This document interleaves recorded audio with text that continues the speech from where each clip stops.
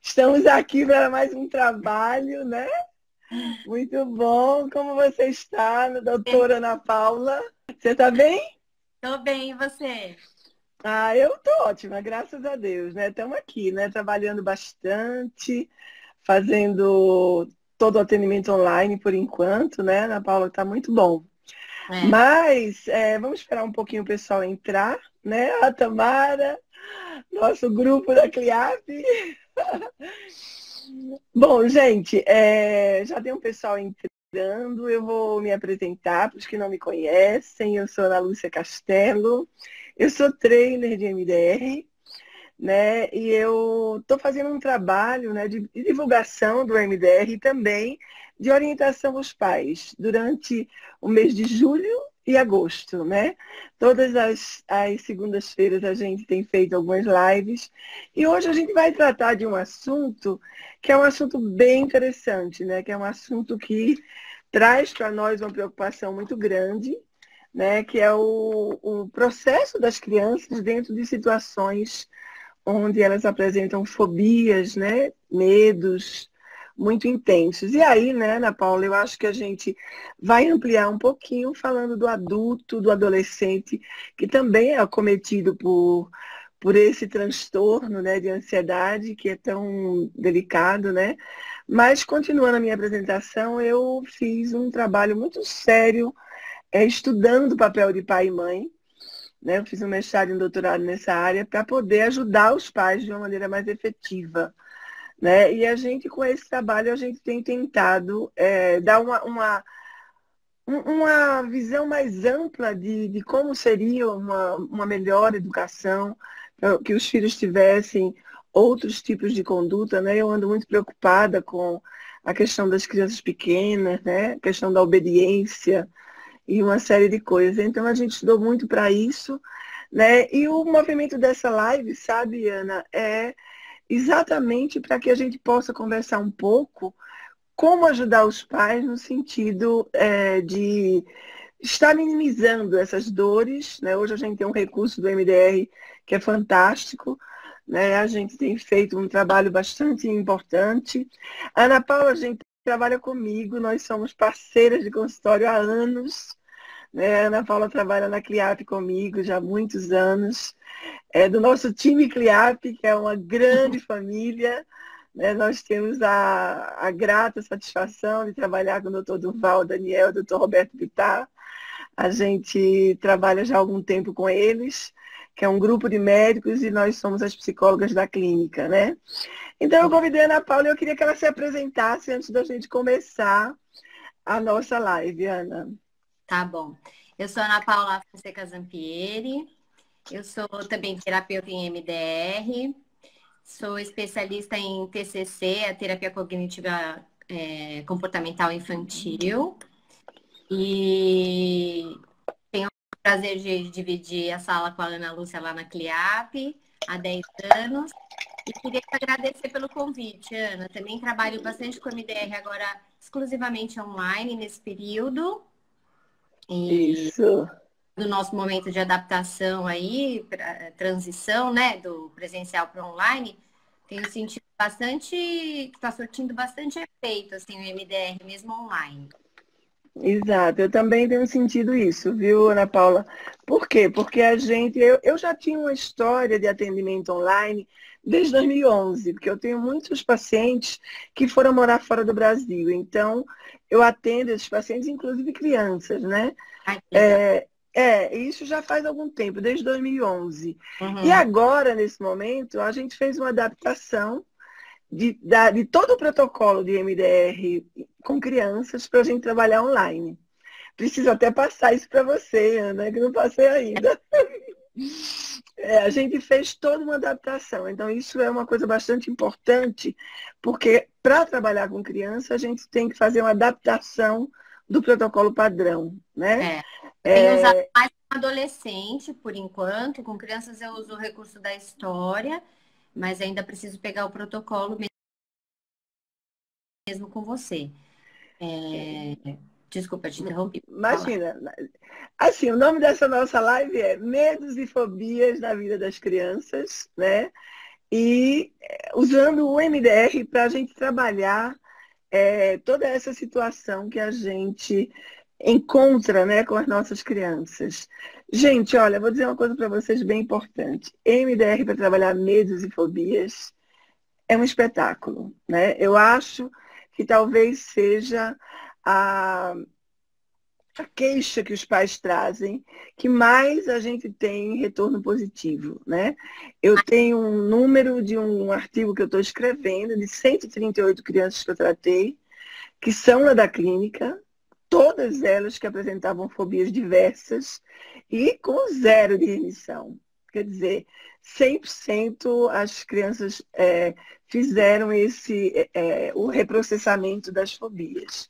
Mas vamos falar um pouquinho sobre elas, né, Ana? Vamos falar primeiro um pouquinho sobre o medo, né? A gente tem acostumado a seguir um roteirozinho, Ana, para a gente ter uma live mais didática e as pessoas aproveitarem depois, né? Então, eu acho que essa terminologia do que é medo e do que é fobia, a gente poderia estar fazendo inicialmente, né?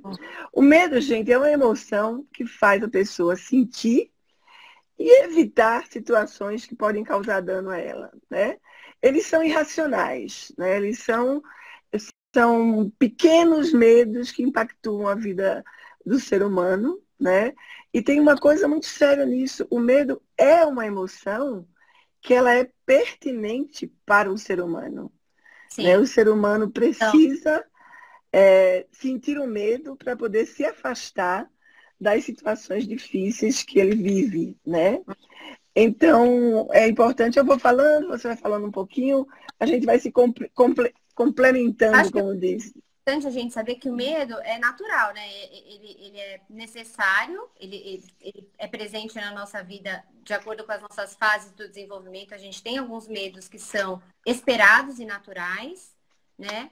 E eles são transitórios, né, Ana? Assim, o medo, apesar de ser irracional, é algo que a gente consegue entender e controlar de acordo com o direcionamento adequado, né?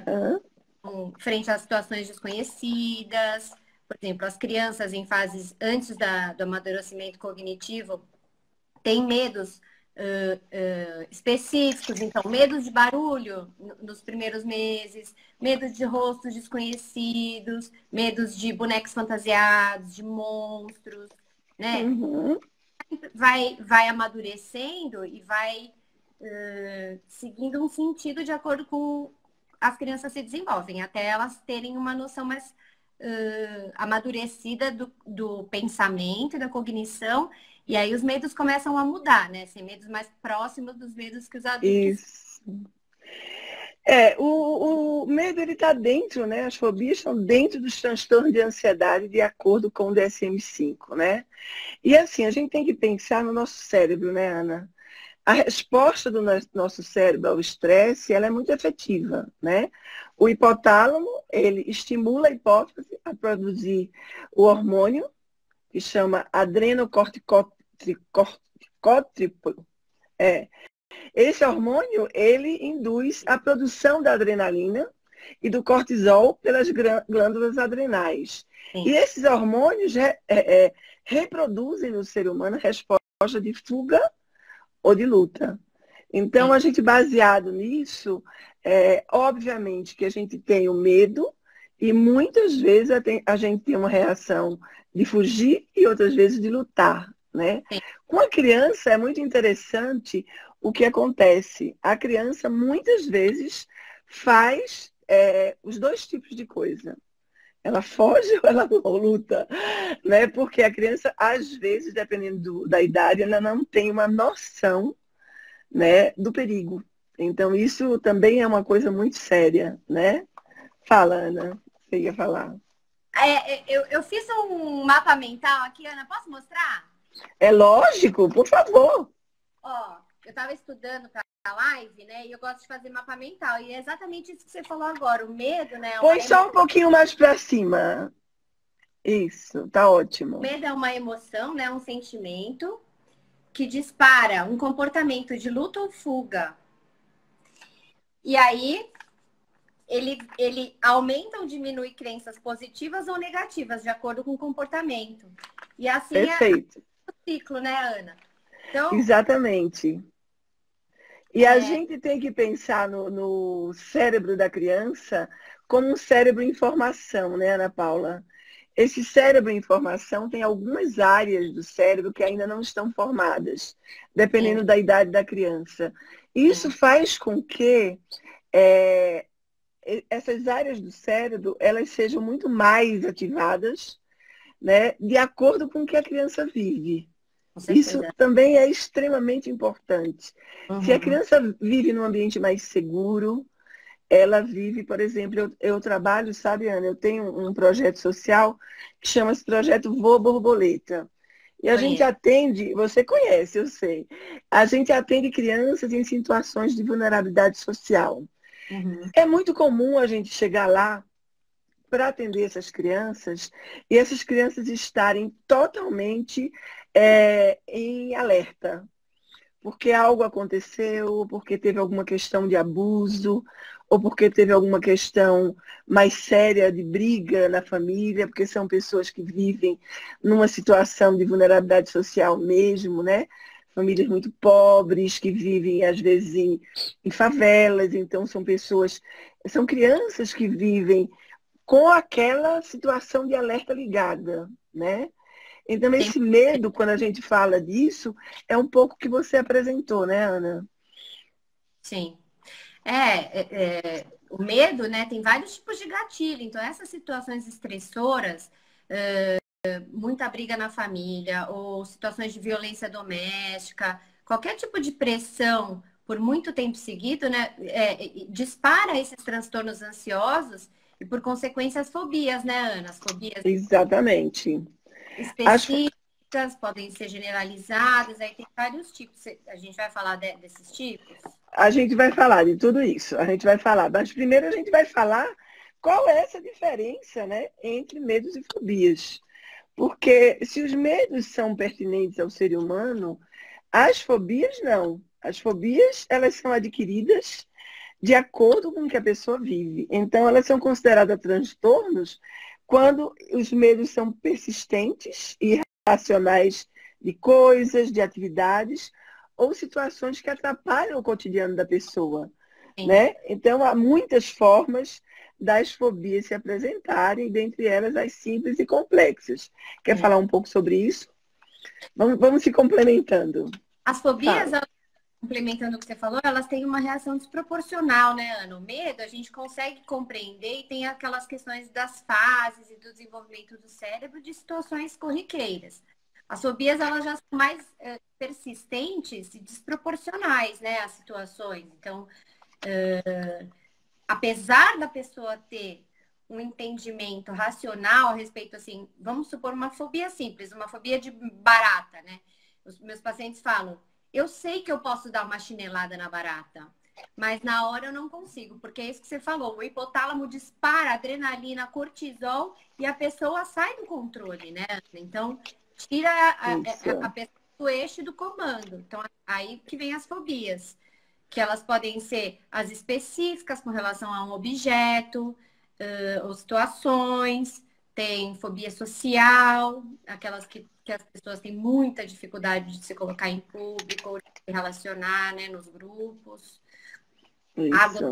agonia de situações de multidão, de situações de lugares abertos, e aí vários outros tipos, né? Então, Isso. Na realidade, essa fobia específica que a gente chama, né, é aquele medo que a pessoa tem a um objeto em particular.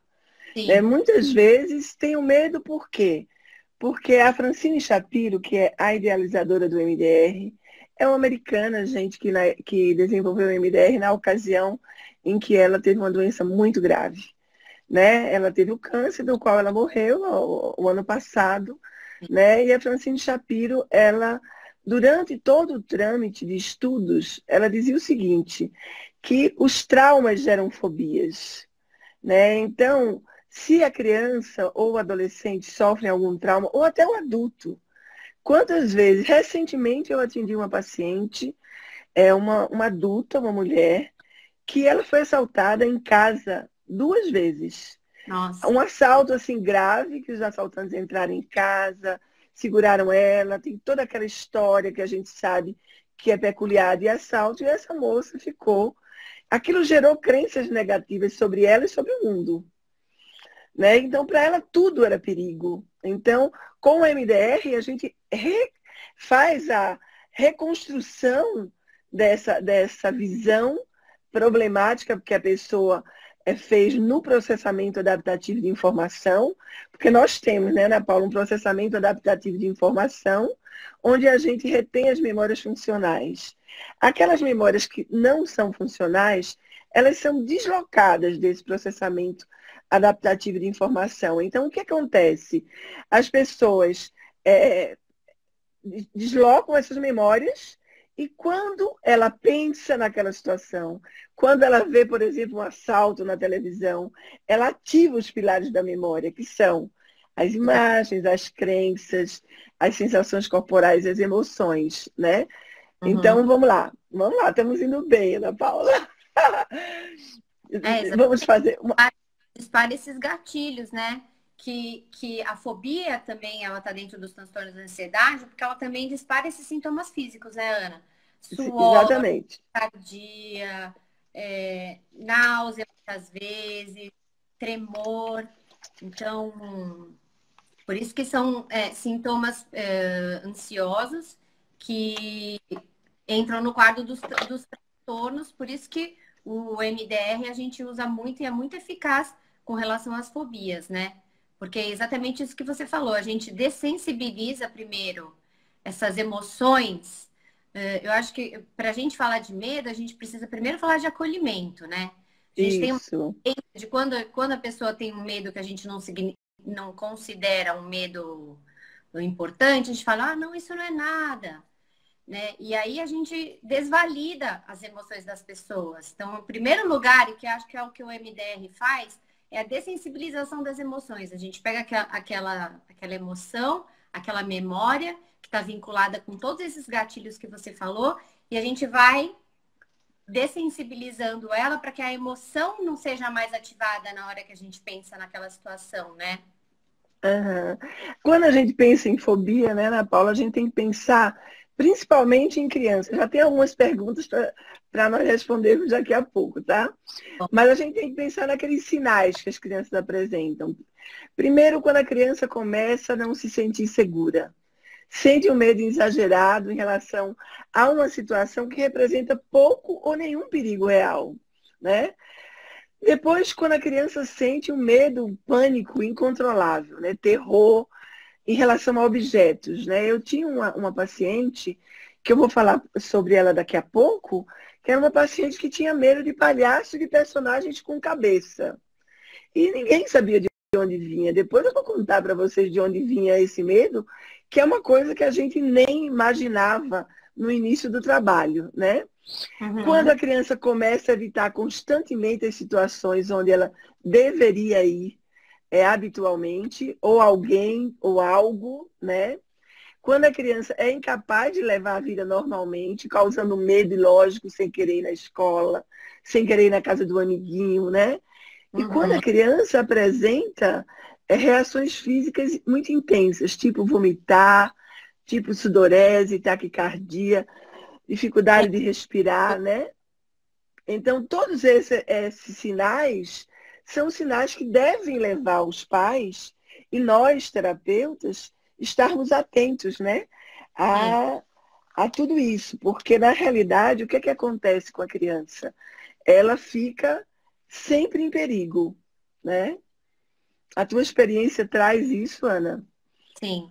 E elas têm dificuldade de verbalizar e de expressar, né? Quanto menorzinha, assim, mais dificuldade tem. Então, às vezes a gente tenta perguntar, mas é medo do quê, né, os pais? E cada dia elas trazem um medo diferente, porque elas têm dificuldade de identificar, né, Ana? O que é o objeto do medo? Na verdade, elas estão trazendo essas sensações, essas inseguranças todas, que elas não conseguem processar.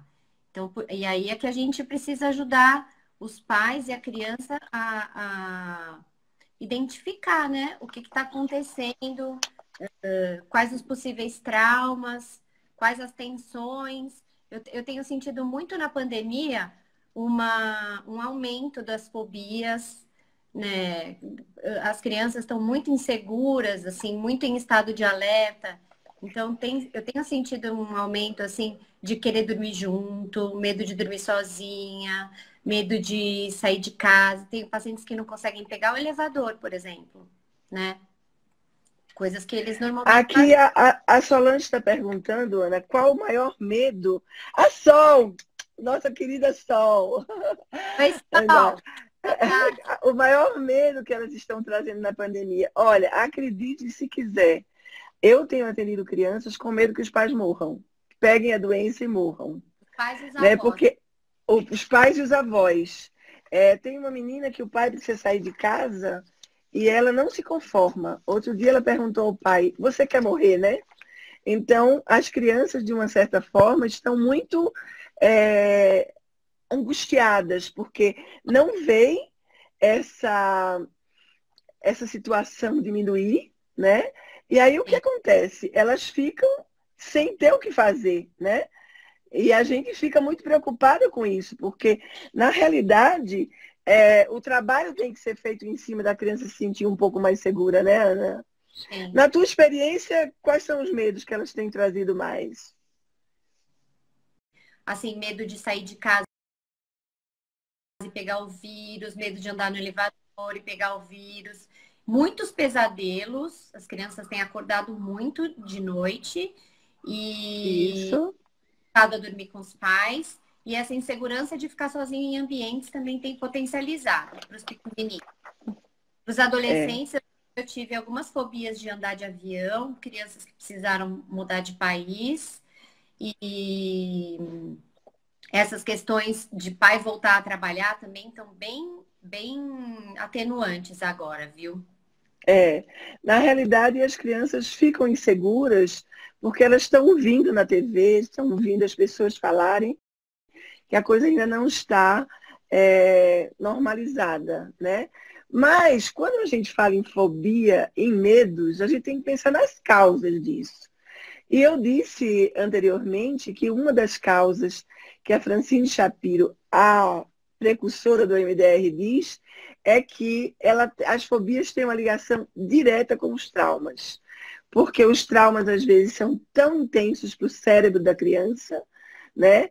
Com os traumas e situações passadas. Então, isso vai acontecer porque a maioria dos problemas emocionais que a criança traz e comportamentais são decorrentes de coisas que elas passaram, né? Então, é muito comum uma criança que desenvolve o medo de voltar, de andar de avião, de andar de carro quando sofre um acidente. Então, isso é muito natural, né?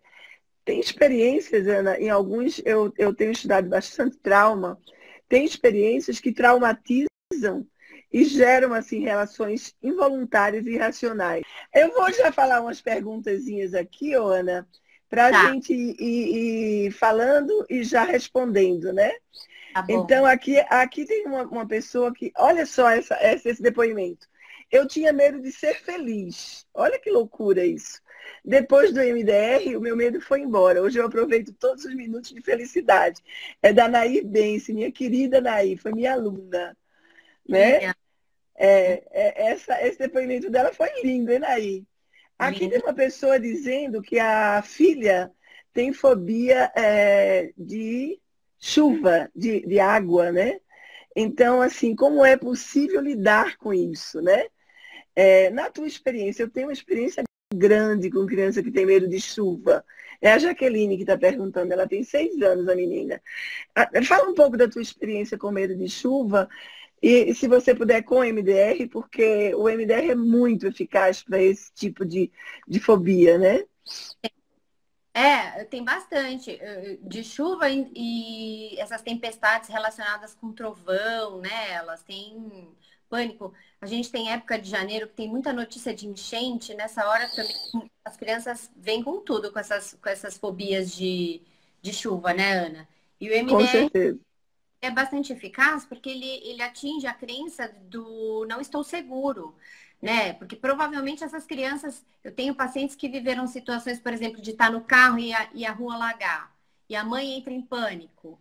Então, esse trauma dispara as fobias, né, posteriores de chuva.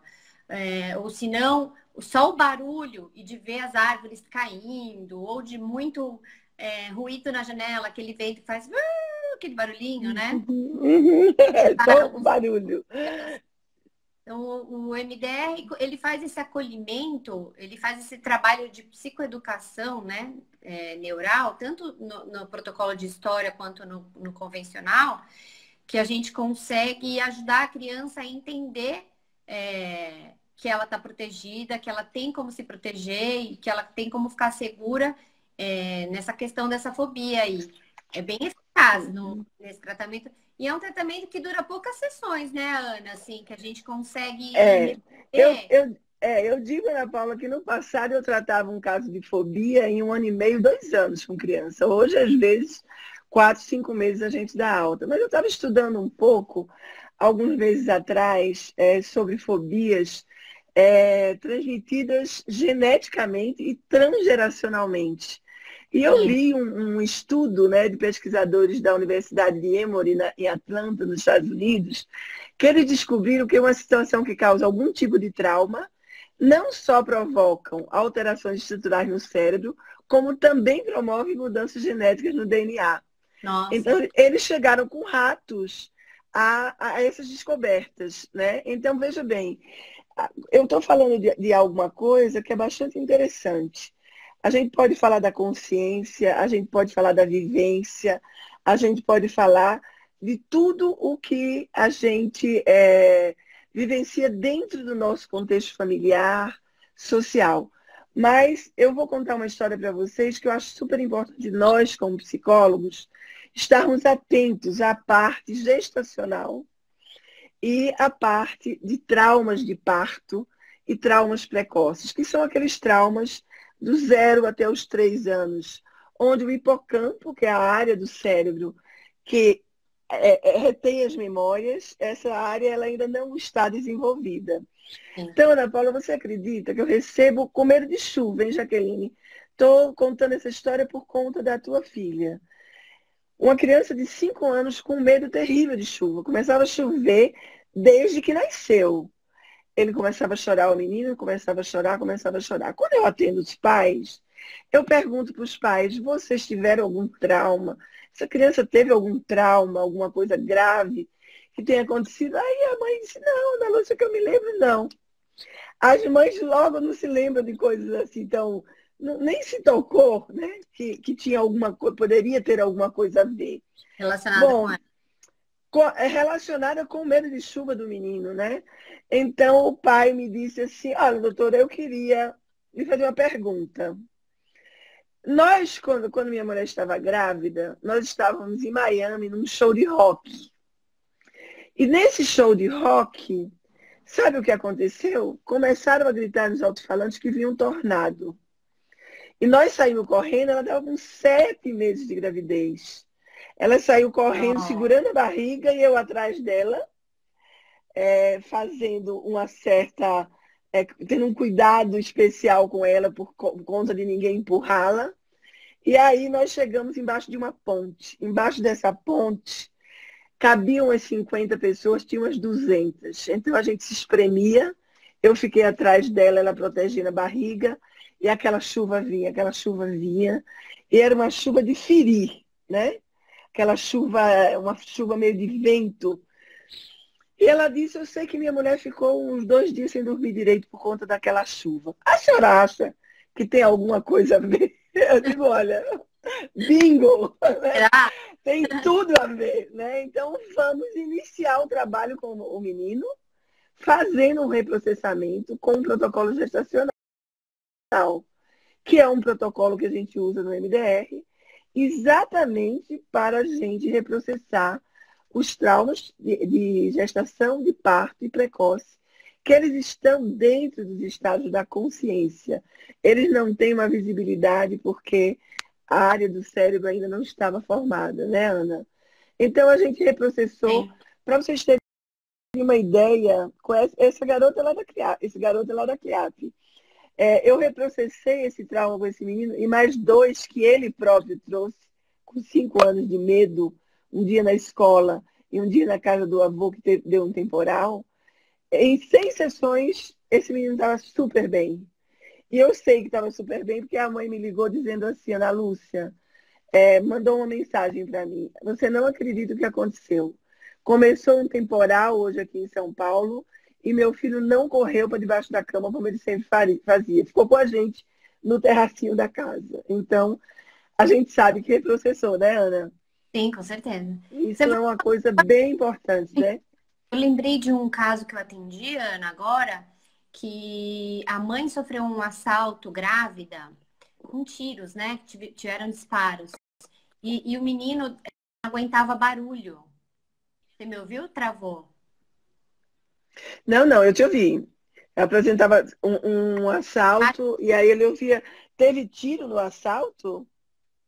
sim, o tiro, teve muito tiro, teve troca de tiros, né? Ela participou do troca de tiros com a polícia e os ladrões. Ela presenciou. E quando a gente foi fazer a investigação clínica, a gente encontrou esse trauma dela, essa situação que ela vivenciou grávida de 7 meses. Olha que impressionante também, né? Aham, com, Isso, a com gente certeza.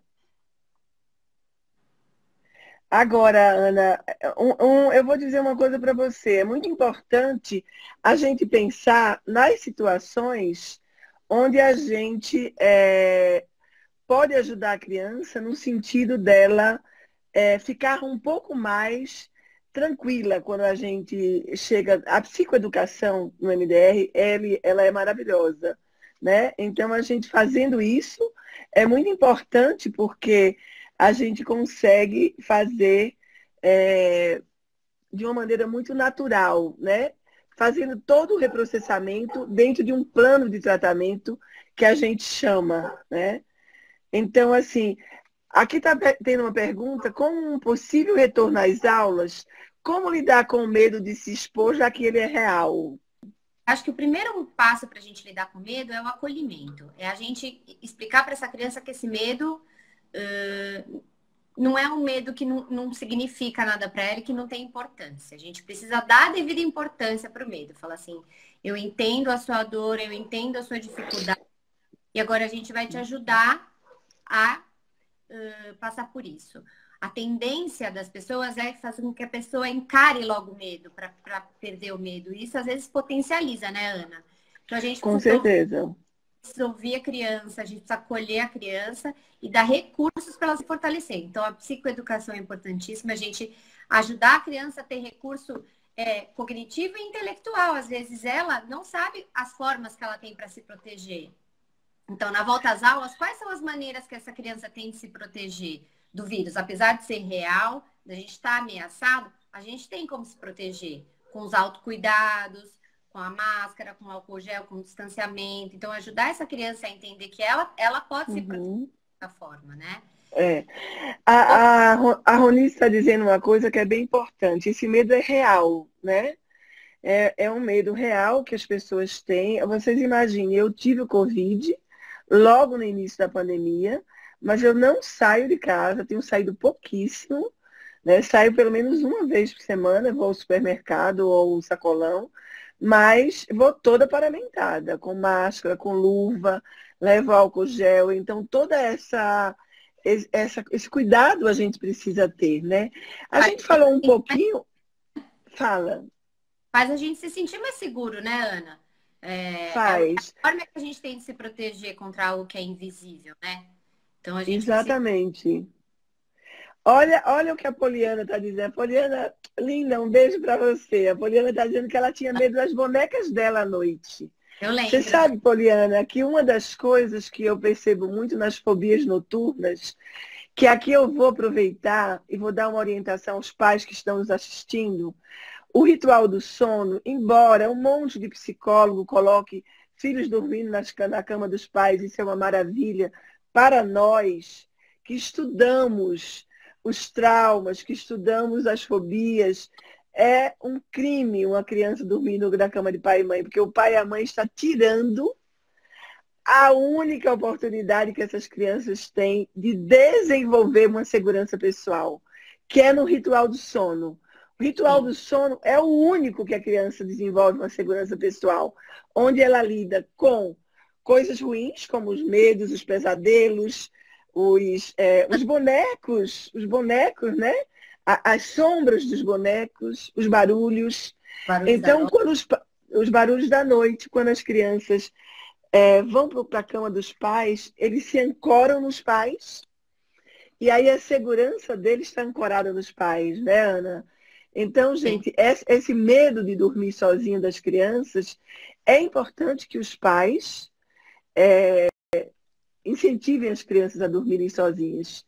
Agora, Ana, a gente não falou sobre uma coisa importante. E quando a mãe ou o pai é medroso? Queria que nós falássemos um pouco sobre isso. Quando o pai e a mãe são medrosos, né? Qual a tua experiência? Por exemplo, como a gente trabalha lá na CLIAP, que é uma clínica de pediatria e vacinação, por exemplo, vou dar um exemplo das vacinas. Eu tenho muitos casos de crianças com fobias agudas, assim, importantes com relação à vacina, que a gente percebe que, na verdade, essa fobia, ela se originou através dessa relação de um medo, de insegurança, de um pai ou de uma mãe que não tem coragem de presenciar a criança tomando vacina, ou que fica mais nervoso que a criança no momento da vacina, né? Então, muitas vezes a gente MDR, a gente consegue zerar a fobia, mas as crianças pedem, não deixa minha mãe entrar na sala comigo. Que o olhar dela me faz sentir medo, ou ver que ela tá com medo, né? Eles pedem, às vezes... Olha, eu vou fazer uma propaganda agora, Ana. Vou fazer a propaganda do meu jogo do medo, tá? Esse jogo, gente, é um jogo terapêutico. Tá dando pra ver? Aí, deu. Agora tá ótimo. O jogo do medo, né? Aprendendo a enfrentar. É um jogo que a gente pode usar com crianças de 4 a 12 anos. Esse jogo, depois eu vou botar aí no Instagram para vocês terem onde a gente pode adquirir, né? Vocês podem ligar diretamente no site da empresa que faz o jogo.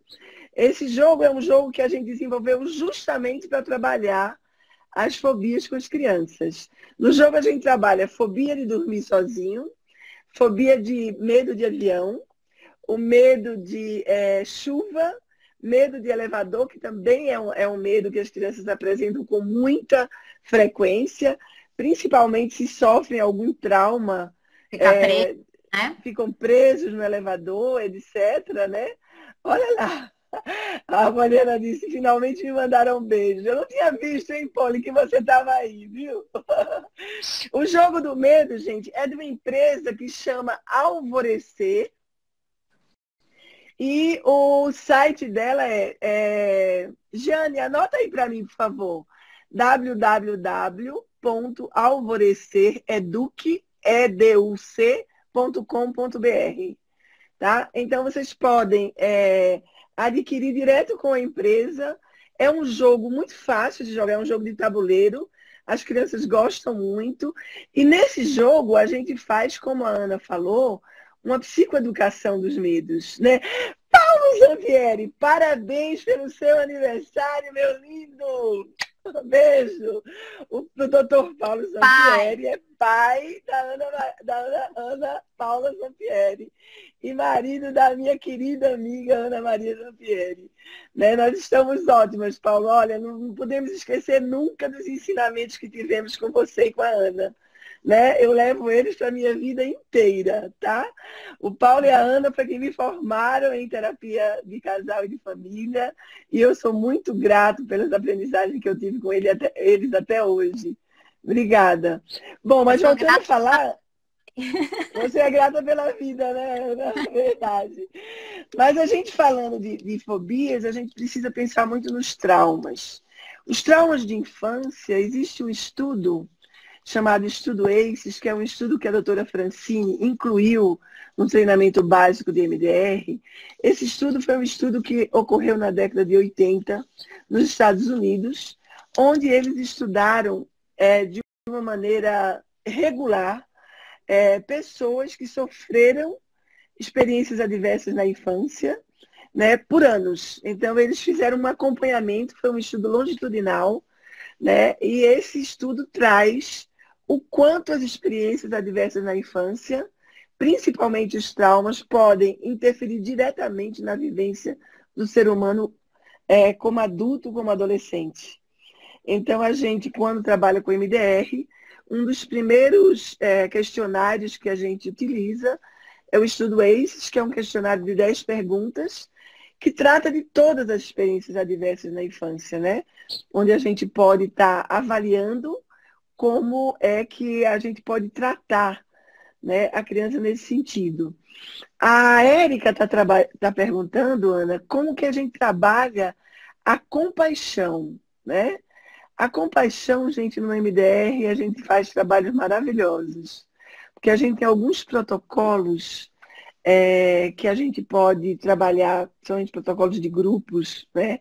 Que a gente pode trabalhar com crianças e adolescentes de uma maneira muito efetiva. Qual é o grande diferencial do MDR para nós? É a estimulação bilateral, né? A estimulação bilateral, essa aqui que eu faço é o abraço da borboleta, né? Só para vocês terem uma ideia, vocês podem procurar esse osso que nós temos aqui e vamos cruzar os dedos e fazer o abraço da borboleta para quem não conhece. A gente pode ensinar para as crianças se autorregularem, né? Então, o diferencial do MDR que eu sinto muito, sabe, Ana, é a estimulação bilateral. Todos os meus pacientes, eu trabalho instalando recursos. Eu vou tentar colocar aqui o site do Jogo do Medo, tá? Instalando os recursos. Como a gente faz isso? O MDR é um protocolo de 8 fases, onde a gente, na fase 1, conhece o paciente. Na fase 2, a gente instala os recursos e conceitualiza o caso. E faz um plano de tratamento. Gente, é uma abordagem muito didática. Eu amo trabalhar com MDR, porque é uma abordagem muito didática, né? Então, a gente, na fase 3, monta o protocolo para a gente poder reprocessar. Na fase 4, a gente faz o reprocessamento das experiências traumáticas, né? E a gente, na fase 5, instala a crença positiva. Fase 6, escaneia o corpo. 7 é o fechamento. E a fase 8 é sempre na sessão seguinte, onde a gente faz uma reavaliação, que é a fase 8 do MDR, né? Então, eu estou tentando colocar aqui no site, tá? Alvorecer Eduque, tá? alvorecereduque.com.br. É bem fácil. Oi, fala, Ana. Eu vou falar enquanto você está escrevendo o site. O MDR deixa a gente Pronto, seguro. Já escrevi. Meu Deus. Fala. A gente fica seguro de trabalhar, porque como tem esse protocolo com as ferramentas das fases, a gente tem as situações previsíveis, a gente tem o que fazer nas situações mais agudas, a gente tem um lugar seguro que a gente pode retirar a pessoa da situação para ela se reestruturar, se acalmar, né? Então a gente primeiro dessensibiliza, né, dentro de todas essas coisas que você falou, então a gente pega a emoção e regula a emoção, né? Fazendo os dois lados do cérebro, os hemisférios se conversarem, se trabalharem. E depois a gente potencializa a parte da crença, dos pensamentos positivos. A gente faz a criança, o adolescente se sentir seguro, se sentir confiante, capaz, de acordo com a crença que a gente escolher para trabalhar. Escolher não, que surgir, né, no processo. Que surgir, isso. Então, é muito eficaz e é muito seguro, né, o nosso trabalho. Assim, eu me sinto muito segura aplicando um protocolo de MDR, porque a gente sente que a gente está ajudando, parece que a gente vê aquele caminho, né, Ana, se desmanchando. Exatamente. É isso que eu acho muito interessante. Olha só quem está aqui, o Alexandre, filho da Tina. Zampieri também, a família Zampieri está toda aqui. Beijo para você, Alexandre. O Alexandre ajuda a gente na Rede Solidária Alexandre é danado, ele ajuda pra caramba, gente. Obrigada, Alexandre, por você existir, viu? A Tina é nossa parceirona também, É uma... né? Que trabalha com a gente na associação. Acho que eu vou convidar a Tina para fazer uma live também, Ana. Ô, Mas Ana, vamos ver. posso fazer uma pergunta aqui, que é até de uma amiga minha que tem um filho pequeno, ela Pode, falou, a partir de qual lógico. idade vocês usam o MDR? Que eu acho que é muito legal a gente falar isso também, né? Porque o MDR Muito, com certeza. a gente usa em qualquer idade, né, Ana? Tem casos, eu acho que você até pode falar do trabalho de ajuda humanitária que vocês fazem, de aplicar MDR em bebês, né? No colo É. da Eu mãe, estou criança. fazendo agora um curso que vai ensinar exatamente isso, né? A gente trabalhar com crianças, bebês. Eu estive pelo projeto Voa Borboleta em Curitiba. Acreditem, gente, que eu cheguei no projeto, porque esse projeto está em Recife, em um lugar, aqui em São Paulo, em 2 lugares, em Curitiba em um lugar, e está indo para o Rio de Janeiro agora, né?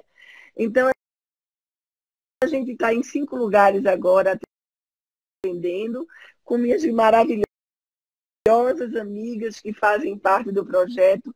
Eu não faço isso sozinha, a gente trabalha com um grupo grande, são quase 60 psicólogos, né? Então, eu sou muito feliz por ter tantas parceiras perto da gente, né?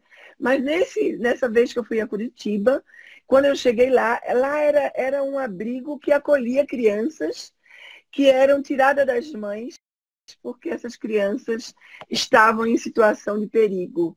Mães usuárias de drogas, mães que viviam no meio da rua, sem ter um lugar para ficar. E essa criança que eu atendi, eu cheguei lá, essa criança estava. Paulo Zampieri, que é especialista nessa área, eu nunca tinha visto um bebê em síndrome de abstinência de drogas. Eu vi lá naquele lugar, né? Eu vi aquela criança com todos os sintomas da abstinência de drogas. E tinha um sintoma que era muito grave. Ela não conseguia dormir, né? Então a Francine, minha grande parceira, estava lá comigo. A gente fez um protocolo de história do dia ruim, onde a gente trabalhou com a criança, com a Francine Bense, que é a minha organizadora do curso de formação em Curitiba, tá? Ela é a Liz, né? A Liz Rinaldi. Então, a gente fez esse protocolo de história e acreditem no que eu estou falando. Esta criança conseguiu sair do protocolo dormindo. E Olha, depois a gente fez um acompanhamento e a criança deu uma regulada, né? Então ela estava tão desorientada em função da falta da droga, né? Porque a mãe usava droga grávida, né? Então isso é muito sério, né? Então a gente fez, eu tenho uma grata satisfação de atender nesses abrigos, gente. Quando a gente chega nesses abrigos, a gente fica impressionado, porque tem dias que a gente chega lá e só tem bebê, né? Então a gente está tentando fazer um trabalho com esses bebês no sentido de fazer um reprocessamento daquela experiência disfuncional, porque a rede de memória do bebê ainda é muito limpa. Então, quando a gente faz a estimulação dos 2 hemisférios cerebrais, a gente consegue, né, Ana, fazer sim. o processamento, né? Paulo, é muito triste, viu? A gente vê muito, muito claro essas crianças dentro de um contexto muito doente, né? E é uma judiação. Eu estive também com a Nadir Ramos, a minha grande amiga daqui do interior de São Paulo, de Bragança Paulista, em um outro abrigo, só tinha bebê. Então a gente não conseguiu fazer um trabalho lá ainda, mas eu espero conseguir fazer nesse abrigo, porque essas crianças, eu digo, né? Se a gente faz um trabalho com MDR agora, elas não passam uma vida sofrendo com o trauma que viveram quando eram bebês, né? Sim, E eu faço bastante. Para quem perguntou, né, Ana, para sim. sua amiga, a gente trabalha muito com bebê. Lá na clínica trabalho bastante, porque os nossos médicos são pediatras. E eles hoje, olha o que eu estou falando, não sei se tem algum deles aqui, que eu vi tá até. Mas sabe o que é que acontece? Lá na clínica, eles no passado faziam um monte de exame nas crianças depois mandavam para a gente. Agora, quando eles percebem que a queixa é psicossomática, então eles já encaminham para a gente direto, né, Ana? A gente Direto para tem um MDR. atendimento fechado de agenda lá na CLIAP, é muito bom. Né? Fala, Ana, o que você ia falar. Precoces de encoprese também são comuns, né, Ana? Crianças que tiveram assim, primeiras experiências de constipação intestinal, por exemplo, precisaram fazer algum processo de lavagem, ou só ter dor, né, na hora da evacuação, provocam traumas, né, de sensação de dor na criança sem ela entender. Então, tem crianças que ficam com fobia de fazer cocô na privada, fobias de entrar no banheiro, porque correlacionam o ato da defecação com... Exato, Ana, com certeza. Isso que a Ana está falando, eu vou complementar, porque o áudio dela saiu. a encoprese, que é O áudio saiu. Você estava falando de encoprese, eu acho muito importante. Travou, né? Porque às vezes as crianças têm. Travou. Às vezes as crianças têm encoprese pelo seguinte: Silvia, meu amor, Silvia Malamude, fizemos uma live linda 2 semanas atrás. Beijo para você, querida. A encoprese, eu tive vários casos de crianças que tiveram fobias por conta de fazer cocô, por conta de traumas. Tem um caso de uma criança de 4 anos que foi muito engraçado. Era uma criança pequenininha e eu perguntei para a mãe, teve algum trauma? Ela disse, não, Ana Lúcia, não teve. Aí eu vou contar a história para a criança para poder reprocessar, né? Olha, isso aqui é o Pipo, é um menino muito inteligente, ele sabe fazer um monte de coisa, mas olha, fulaninho, ele tem um medo terrível de fazer cocô.